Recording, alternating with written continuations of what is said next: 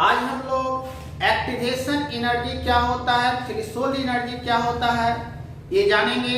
साथ में हम लोग जानेंगे कोलिजन थ्योरी। तो जानिए कोलिजन थ्योरी में हम लोग जानेंगे, देखिए जितना भी रिएक्शन होगा उसमें रिएक्टेंट मॉलिक्यूल्स आपस में कोलाइड होता है। अब कोलिजन के बाद प्रोडक्ट का फॉर्मेशन होता है। जैसे ए और बी मिलकर कोई प्रोडक्ट बना रहा है सी, तो ए और बी कोलाइड होगा। साइंस केमिस्ट्री के क्षेत्र में हम कोलिजन कहते हैं या रिएक्शन कहते हैं कि ए और बी कोलाइड होगा, आफ्टर कोलिजन कुछ प्रोडक्ट का फॉर्मेशन करेगा। अब जरूरी नहीं है कि कोलिजन हो तो प्रोडक्ट बनेगा ही, ये कुछ बातों पर निर्भर करेगा, अलग अलग फैक्टर्स पर। मान लीजिए कि ए और बी कोलाइड होता है और कोलिजन उतना इफेक्टिव नहीं हो रहा है तो वहां प्रोडक्ट नहीं बनता। जैसे कभी कभी देखते होंगे कि दो चीज मिलाए प्रोडक्ट नहीं बना। जैसे आप दूध में चाय पत्ती चीनी डाल दीजिए, क्या चाय बनता है? नहीं बनता है, क्योंकि उसके पास उतना एनर्जी नहीं होती है कि वो रिएक्शन कर सके। तो हम क्या करते हैं, बाहर से उसमें हीट करते हैं। जब हीट देते हैं तो देखते होंगे चाय अपना कलर चेंज करता है और चाय बनता है। उसी तरह से रिएक्शंस को होने के लिए एक सर्टेन मिनिमम एनर्जी की जरूरत होती है। अगर रिएक्टेंट मॉलिक्यूल्स के पास उतना एनर्जी है तो रिएक्शन करेगा, अगर नहीं है तो रिएक्शन नहीं करेगा। उस मिनिमम एनर्जी को हम क्या कहते हैं, थ्रेशोल्ड एनर्जी कहते हैं। अगर रिएक्टेंट मॉलिक्यूल्स के पास थ्रेशोल्ड एनर्जी के बराबर एनर्जी है तो रिएक्शन करेगा, अदरवाइज नहीं करेगा। ठीक है, आगे हम जानेंगे अगर ए और बी कोलाइड करता है, आफ्टर कोलिजन प्रोडक्ट बना रहा है, तो ऐसे कोलिजन को इफेक्टिव कोलिजन कहते हैं। क्या कहते हैं? Effective collision. ठीक है, इफेक्टिव कोलिजन तब होगा जब रिएक्टेंट मॉलिक्यूल्स के बीच थ्रेशोल्ड एनर्जी के बराबर एनर्जी रहेगा। अगर थ्रेशोल्ड एनर्जी से कम एनर्जी रहेगा तो वैसे कोलिजन को हम कहते हैं इनइफेक्टिव कोलिजन। क्लियर है? यानी किसी भी रिएक्शन को होने के लिए एक सर्टेन मिनिमम एनर्जी की आवश्यकता होती है, जिसे हम क्या कहते हैं, थ्रेशोल्ड एनर्जी। तो हम जानेंगे क्या होता है थ्रेशोल्ड एनर्जी। थ्रेशोल्ड एनर्जी क्या है? The certain minimum energy which must be possessed by the reactant molecules in order to make effective collision is called threshold energy. इसको हम ई और टी से डिनोट करते हैं। ठीक है, यानी किसी भी रिएक्शन को होने के लिए एक सर्टेन मिनिमम एनर्जी की जरूरत होती है, उससे क्या करते हैं, थ्रेशोल्ड एनर्जी। जिससे कि मान लीजिए एक ग्राफ बनाते हैं, इधर आपका एनर्जी हो चुका है,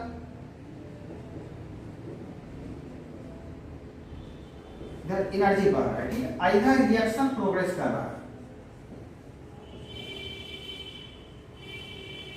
ठीक है, तो देखिए मान लीजिए ए और बी यहाँ रिएक्टेंट है और हमें रिएक्शन को होने के लिए कितना एनर्जी चाहिए, थ्रेशोल्ड एनर्जी के बराबर चाहिए।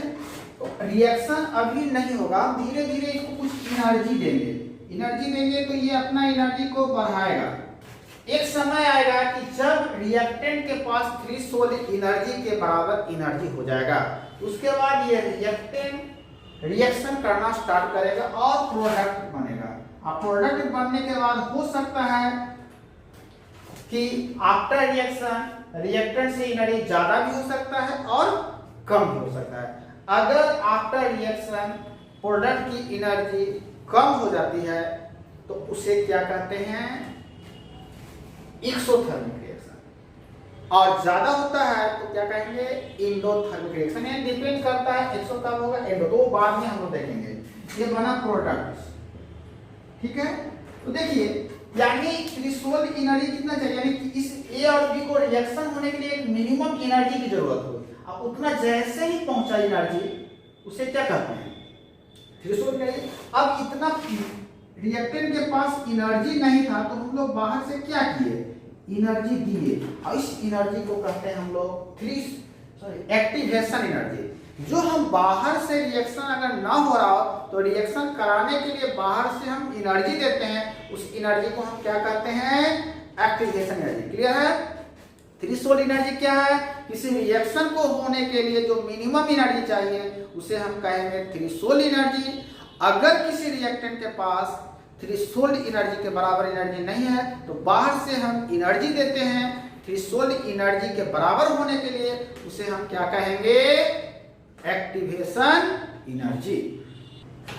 चलिए तो आगे हम लोग जानेंगे एक्टिवेशन एनर्जी क्या होता है, बहुत ही इंपॉर्टेंट है एक्टिवेशन एनर्जी। इसको हम ए से लिखते हैं, बहुत ही इंपॉर्टेंट है। क्या होता है, द एडिशनल मतलब बाहर से दिया गया, the additional energy which must be absorbed, the additional energy which must be absorbed by the reactant molecules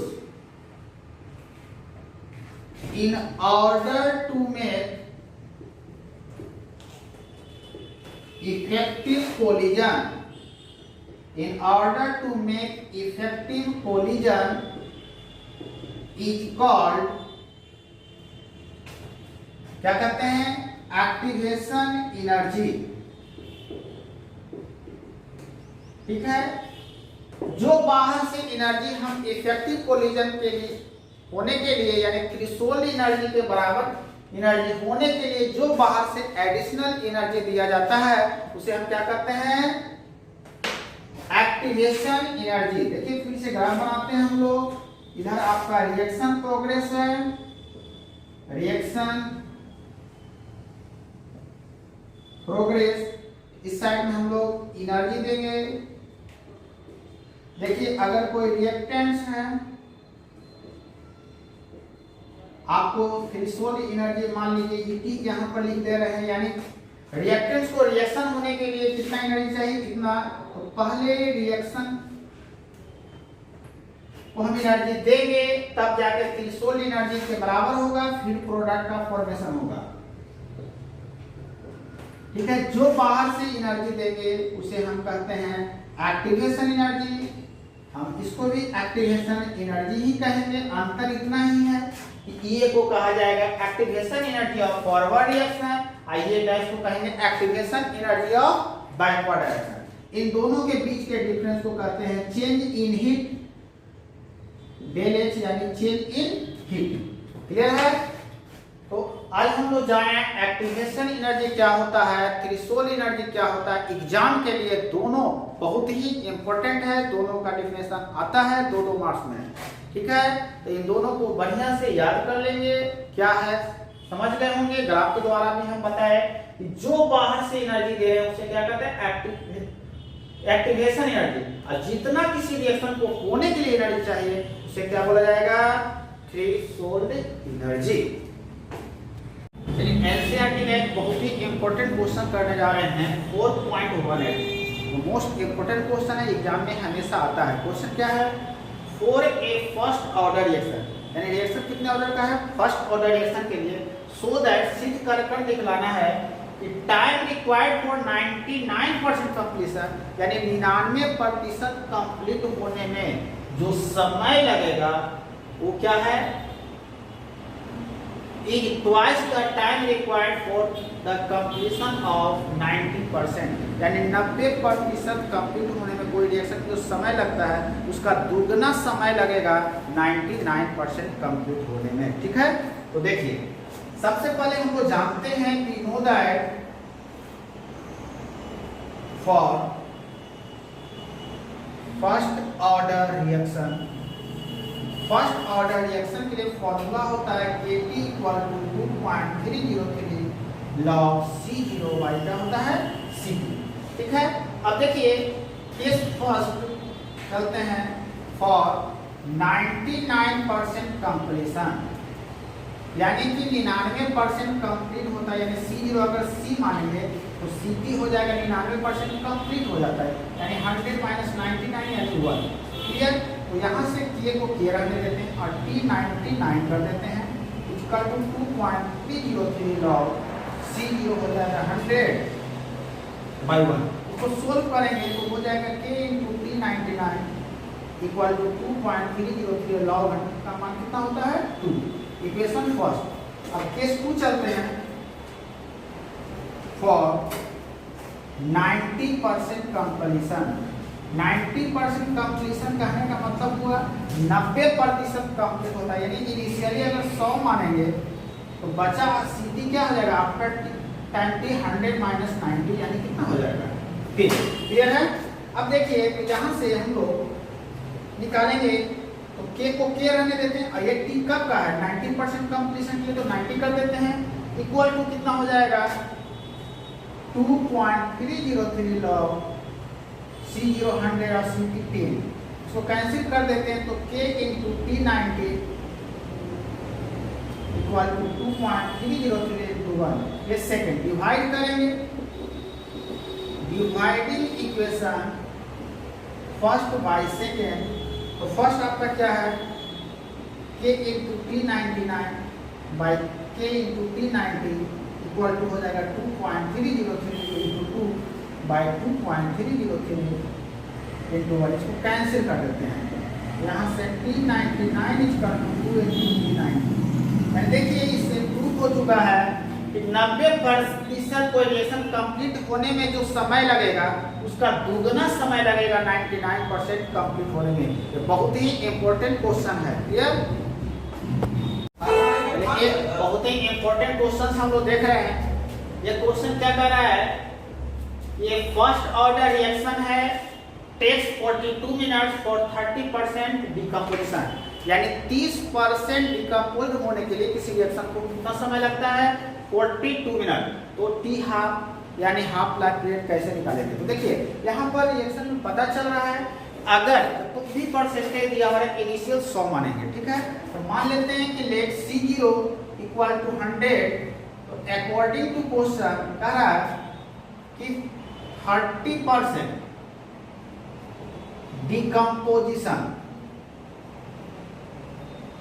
इसका मतलब हुआ कि Ct टूटा 30%, तो बचा कितना 100 - 30 यानी 70। टाइम कितना लगा 42 मिनट। तो पूछा क्या गया है T हाफ। देखिए पहले हम K निकालेंगे और K से T हाफ निकालेंगे। देखिए पहले फॉर्मूला लगाएंगे we know that for first order reaction. देखिए फर्स्ट ऑर्डर रिएक्शन के लिए फॉर्मूला होता है Kt = 2.303 log C0/Ct। देखिए K कितना है आपका, K निकालना है, K रहने देते हैं, ये 42 है, 2.303 log C0 कितना है 100/70। इसको कैंसिल करेंगे। अब यहाँ से K का मान हो जाएगा 2.303/42 log 10 माइनस log 7। log 10 का मान पता होगा, इसका देख लेंगे टेबल से और फिर सोल्व करेंगे। जब इसको आप सोल्व करेंगे तो K का मान हो जाएगा 8.918 × 10⁻³ मिनट इनवर्स। ओके, अब देखिए अब we also know that हम लोग यह भी फॉर्मूला जानते हैं कि T हाफ = 0.6932/K, यानी 0.69। अब K का वैल्यू भरेंगे 8.918 918 into 10 to the power minus 3। ठीक है, जब इसको आप कैलकुलेट करोगे तो ये लगभग में अप्रोक्स में कितना मिनट आंसर होगा।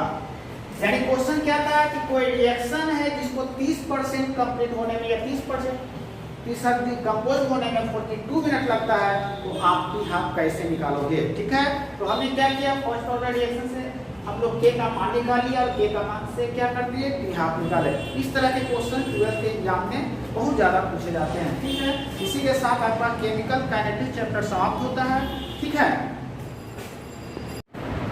चलिए आज हम देखेंगे कि डिफरेंट टेम्परेचर पर रेट कांस्टेंट कैसे निकाला जाता है। ठीक है, देखेंगे rate constant at different temperature, यानी अलग अलग टेम्परेचर पर हम लोग रेट कांस्टेंट कैसे निकालते हैं। ठीक है, तो देखिए सबसे पहले हम पिछले क्लास में पढ़े थे अर्हेनियस इक्वेशन से वी नो दैट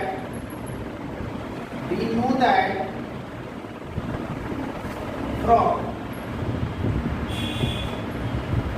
अर्हेनियस इक्वेशन से क्या था, log k equal to log a minus e of a divided by 2.303 RT। ठीक है, ये हम लोग जानते थे, प्रूफ किए थे पिछला दिन। ठीक है, अब देखेंगे ये K1B तक rate constant at temperature T1 kelvin and K2B तक rate constant at temperature T2 kelvin. ठीक है, T1 क्या है, टेम्परेचर, T1 क्या है, टेम्परेचर है, और K1 क्या है, रेट कांस्टेंट है एट टेम्परेचर T1। तो देखिए अब हम इसको इक्वेशन फर्स्ट मान लेते हैं। तो फ्रॉम इक्वेशन फर्स्ट से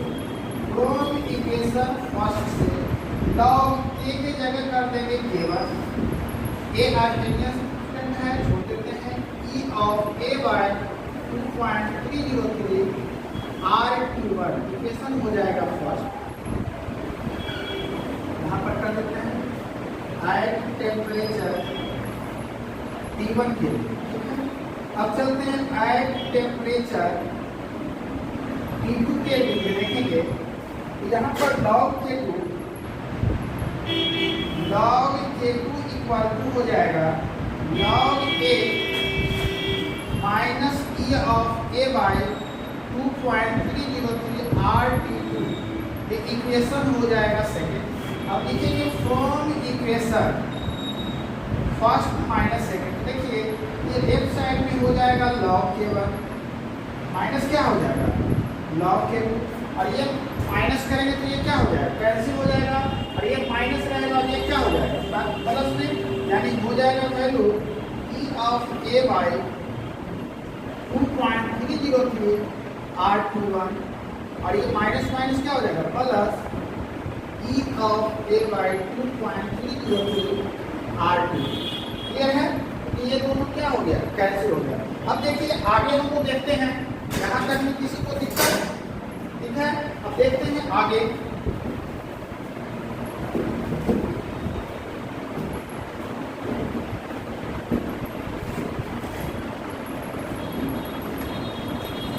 देखिए अब हम लोग आगे देखते हैं log a माइनस b क्या होता है, log a बाई b, तो log K1 माइनस K2 हो जाएगा log K1 by K2। Clear है, अब देखिए यहाँ से हम लोग e ऑफ a कॉमन ले लेते हैं बाई 2.303 R कॉमन ले लेते हैं, तो क्या बचेगा, इसको पहले लिखेंगे 1 by T2 minus 1 by T1। Clear है, या log K1 by K2 equal to e of a by 2.303 R T1 minus T2 by T1 into T2।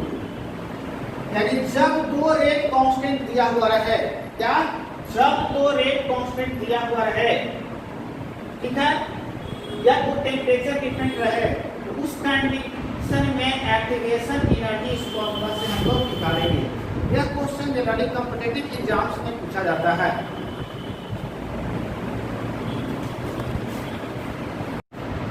चलिए आज हम देखेंगे कि डिफरेंट टेम्परेचर पर रेट कांस्टेंट कैसे निकाला जाता है, ठीक है। हेडिंग में rate constant at different temperature, यानी अलग अलग टेम्परेचर पर हम लोग रेट कांस्टेंट कैसे निकालते हैं, ठीक है। देखिए सबसे पहले हम पिछले क्लास में पढ़े थे अर्हेनियस इक्वेशन से we know that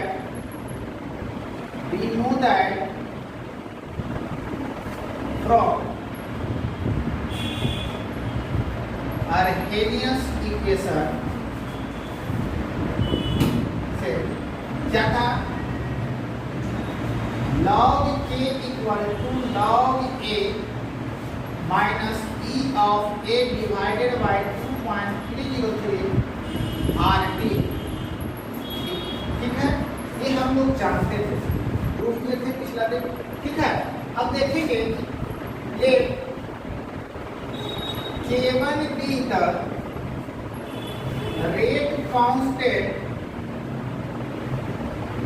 at temperature T1 kelvin and K2B तक रेट कांस्टेंट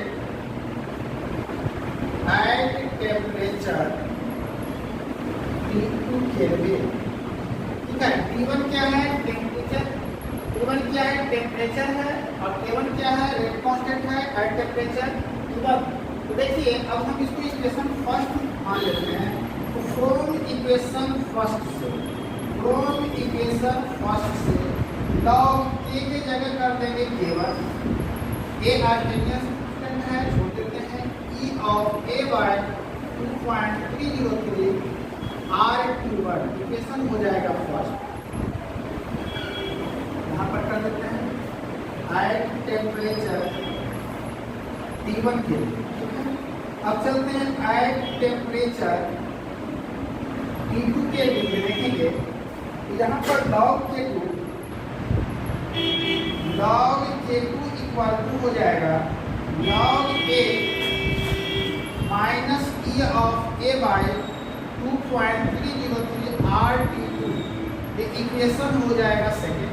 अब लिखेंगे from equation first minus second, देखिए ये लेफ्ट साइड में हो जाएगा log K1 माइनस क्या हो जाएगा log K2, और ये माइनस करेंगे तो ये क्या हो जाएगा, कैंसिल हो जाएगा, और ये माइनस रहेगा और ये क्या हो जाएगा प्लस में, यानी हो जाएगा value e of a by 2.303 R21, और ये माइनस माइनस क्या हो जाएगा plus e of a by 2.303 R2, clear है।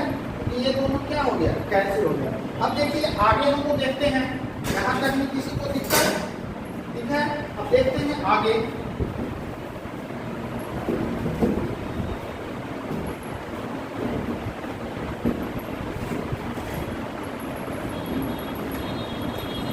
देखिए अब हम लोग आगे देखते हैं log a माइनस बी क्या होता है, log a बाई बी, तो log K1 माइनस K2 हो जाएगा log K1 by K2, clear है। अब देखिए यहाँ से हम लोग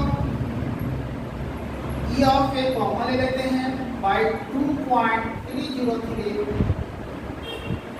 R कॉमन ले लेते हैं, तो क्या बचेगा, इसको पहले लिखेंगे 1/T2 माइनस 1/1, क्लियर है।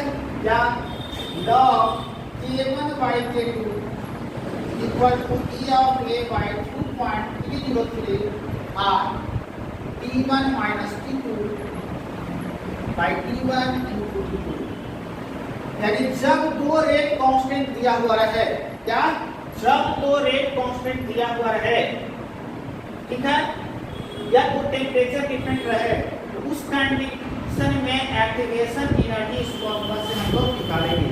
यह क्वेश्चन जनरली कॉम्पिटिटिव एग्जाम्स में पूछा जाता है।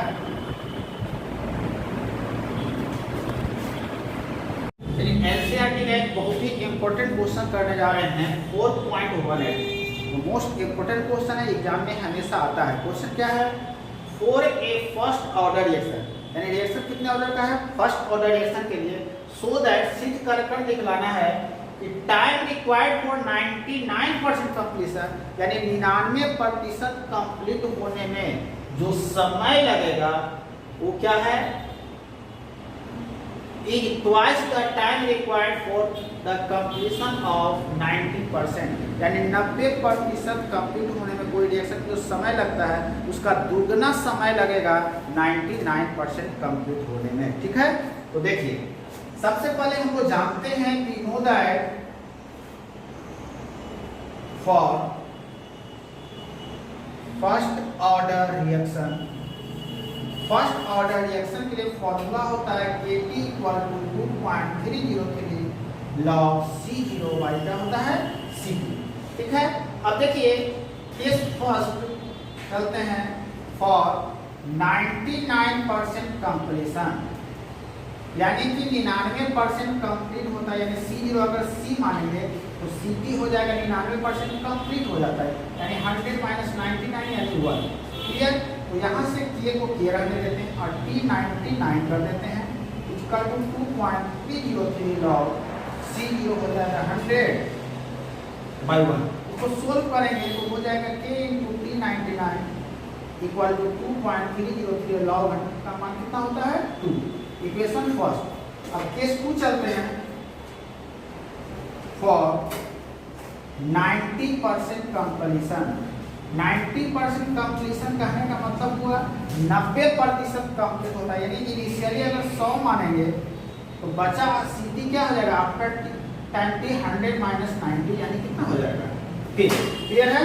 अब देखिए तो यहाँ से हम लोग निकालेंगे तो K को K रहने देते हैं और ये T कब का है 90% कंप्लीशन के लिए, तो 90 कर देते हैं, इक्वल टू कितना हो जाएगा 2.303 log C0 100 और Ct 10, इसको कैंसिल कर देते हैं तो K × T 90 इक्वल टू 2.303 × 1, ये सेकंड डिवाइड करेंगे, dividing equation first by second, तो फर्स्ट आपका क्या है K × T 99 by K × T 90 equal to हो जाएगा 2.303 × 2 बाई 2.303 × 1, इसको कैंसिल कर देते हैं, यहाँ से T99 इक्वल टू 2 × T90, यानी देखिए इससे प्रूफ हो चुका है कि 90% कोई रिएक्शन कंप्लीट होने में जो समय लगेगा उसका दुगना समय लगेगा 99% कंप्लीट होने में। ये बहुत ही इंपॉर्टेंट क्वेश्चन है, क्लियर। ये बहुत ही इंपॉर्टेंट क्वेश्चन हम लोग देख रहे हैं। ये क्वेश्चन क्या कर रहा है, ये फर्स्ट ऑर्डर रिएक्शन है, टेक्स 42 मिनट्स फॉर 30% डिकम्पोजिशन, यानी 30% डिकम्पोज होने के लिए किसी रिएक्शन को कितना समय लगता है 42 मिनट, तो T हाफ यानी हाफ लाइफ पीरियड कैसे निकालेंगे। तो देखिए यहाँ पर रिएक्शन में पता चल रहा है, अगर तो भी परसेंटेज दिया हुआ है, इनिशियल 100 मानेंगे, ठीक है। तो मान लेते हैं कि लेट C0 इक्वल टू 100, तो अकॉर्डिंग टू क्वेश्चन कह रहा है कि 30% डिकम्पोजिशन, इसका मतलब हुआ कि Ct टूटा 30%, तो बचा कितना 100 - 30 यानी 70, टाइम कितना लगा 42 मिनट, तो पूछा क्या गया है T हाफ। देखिए पहले हम K निकालेंगे और K से T हाफ निकालेंगे। देखिए पहले फॉर्मूला लगाएंगे, we know that for first order reaction, देखिए फर्स्ट ऑर्डर रिएक्शन के लिए फॉर्मूला होता है Kt = 2.303 log C0/Ct, देखिए के कितना है आपका, के निकालना है, के रहने देते हैं, ये 42 है, 2.303 अलॉग C0 कितना है 100/70, इसको कैंसिल करेंगे। अब यहाँ से k का मान हो जाएगा 2.303/42 log 10 माइनस log 7। log 10 का मान पता होगा, इसका देख लेंगे टेबल से और फिर सोल्व करें। जब इसको आप सोल्व करेंगे तो k का मान हो जाएगा 8.918 into 10⁻³ मिनट इनवर्स। ओके, अब देखिए, अब we also know that हम यह भी फॉर्मूला जानते हैं कि t half equal to 0.6932/k, यानी 0.69, अब जब k का वैल्यू भरेंगे 8.918 into 10⁻³ ठीक है। जब इसको आप कैलकुलेट करोगे तो ये लगभग में अप्रोक्सीमेट इतना मिनट आंसर होगा। यानी क्वेश्चन क्या था कि कोई रिएक्शन है जिसको 30% कंप्लीट होने में या 30% कंपोज होने में 42 मिनट लगता है, तो आप टी हाफ कैसे निकालोगे। ठीक है, तो हमने क्या किया, फर्स्ट ऑर्डर रिएक्शन से हम लोग के का मान निकाल लिया और के का मान से क्या कर दिए, टी हाफ निकाले। इस तरह के क्वेश्चन 12th के एग्जाम में बहुत ज्यादा पूछे जाते हैं। ठीक है, इसी के साथ आपका केमिकल काइनेटिक्स चैप्टर समाप्त होता है। ठीक है।